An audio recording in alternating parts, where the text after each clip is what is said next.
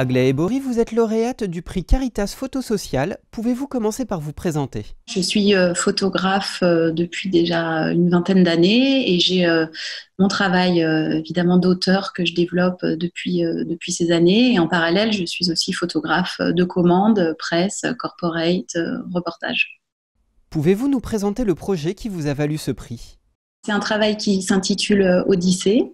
C'est un travail sur l'exil, en fait, qui a été réalisé en 2018 au Havre. Il m'a été commandé en fait par un festival littéraire au Havre.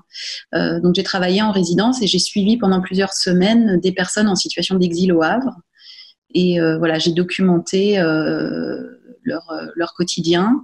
Et en même temps, c'est un travail assez métaphorique puisqu'il s'agit de sortes de conversations de ces personnes-là avec leur environnement, avec le paysage en fait. J'ai essayé de photographier ce que c'est que l'exil intérieur. Ce qui m'intéresse en photographie, c'est de photographier ce qui n'est pas visible. Bon, je dirais que c'est une chose intéressante à explorer de toute façon quand on est photographe, puisque l'invisible est une part très présente dans le travail photographique. Donc là, j'ai essayé effectivement de photographier ce qui n'est pas visible, c'est-à-dire ce qu'ils ressentent, ce que ça signifie en fait d'être exilé, de vivre cette situation d'exil. C'est pour ça que j'ai associé en fait ces portraits, les portraits que j'ai faits de ces personnes à des paysages, et les paysages deviennent un peu les dépositaires en fait de leur intériorité. Et effectivement, ces personnes se trouvent dans une situation d'assez grande précarité. Déjà, ils ont la plupart du temps, quand ils sont arrivés en France, ça a été dans des conditions très difficiles. Et puis, ils se retrouvent en France, ils font des demandes d'asile qui sont très longues. Et ils vivent la plupart dans des centres d'hébergement, dans des situations voilà, où ils ne sont pas forcément autonomes.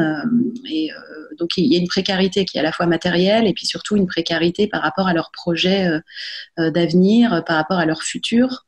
Et c'est tout cela qui est difficile à vivre pour eux.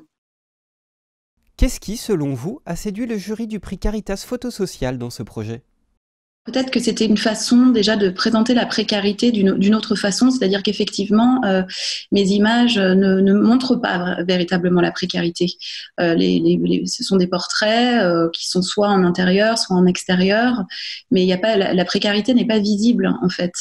Il n'y a pas de situation un peu misérabiliste où on verrait des conditions de vie indignes, par exemple, comme ça peut être le cas de certains travaux ou même de la réalité des faits en fait de ces personnes quand elles arrivent souvent et qu'elles sont pas encore hébergées. On sait tous aujourd'hui qu'il y a beaucoup de bidonvilles qui malheureusement hébergent, abritent ces réfugiés, ces exilés qui arrivent dans notre pays. J'ai pas voulu axer ce travail-là de cette façon. Parce qu'en fait, je voulais les sortir de leurs conditions aussi d'exilés et de réfugiés et leur offrir plutôt un espace de liberté, un espace dans lesquels ils puissent un petit peu se déployer et qu'ils puissent s'offrir de façon pudique, mais aussi digne au regard des autres et affirmer ainsi leur existence et cette part inaliénable de leur dignité. Et voilà, donc c'est peut-être ça qui a intéressé le jury, le fait que je ne photographie pas la précarité, je photographie des êtres qui sont dans une situation précaire, de précarité, mais je les photographie autrement et j'essaye au contraire d'élargir leur horizon. Que représente pour vous ce prix?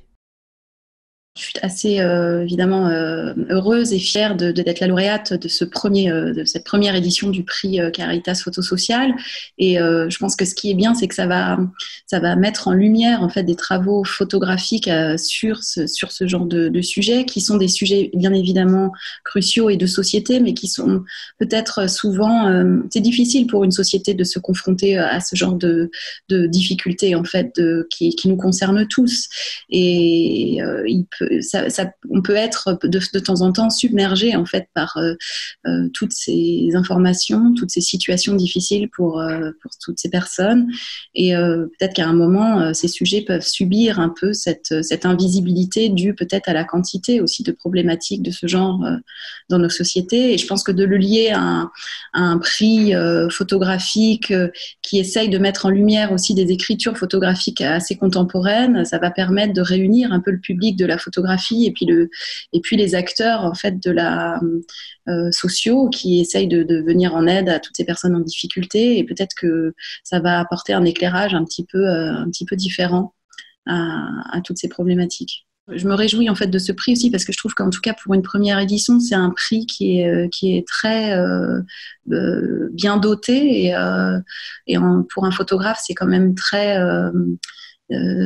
enthousiasmant, voilà, d'être lauréat d'un prix comme ça parce il y a une exposition qui va être accueillie dans un lieu tout à fait dédié à la photographie. Et puis la parution d'un livre. Donc ça, c'est une façon de pérenniser le travail qui est très important pour un photographe. Et puis aussi, je voulais remarquer aussi la qualité quand même des membres du jury.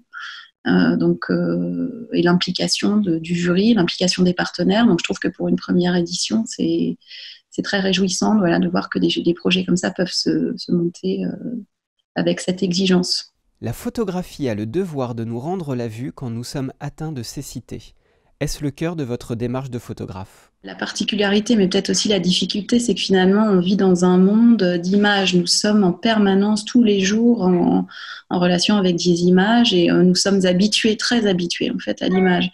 Et à la fois, l'image, que ce soit la photographie ou la vidéo, mais moi, ce qui m'intéresse particulièrement dans la photographie, c'est la force de l'image fixe, en fait, et l'espace qu'elle crée à travers cette immobilité. Et la photographie, à la fois, voilà, nous sommes très confrontés, soumis à énormément d'images en permanence, et je pense qu'il ne faut pas oublier que la photographie a aussi une fonction de témoignage, en tout cas de poser un regard sur le monde, puisque photographier, c'est quand même toujours faire un choix de sujet, un choix de cadrage, et la photographie peut aider justement à faire voir un point de vue, un regard, et c'est ça qui est important aujourd'hui, c'est de poser des regards sur le monde et pas juste de faire des images.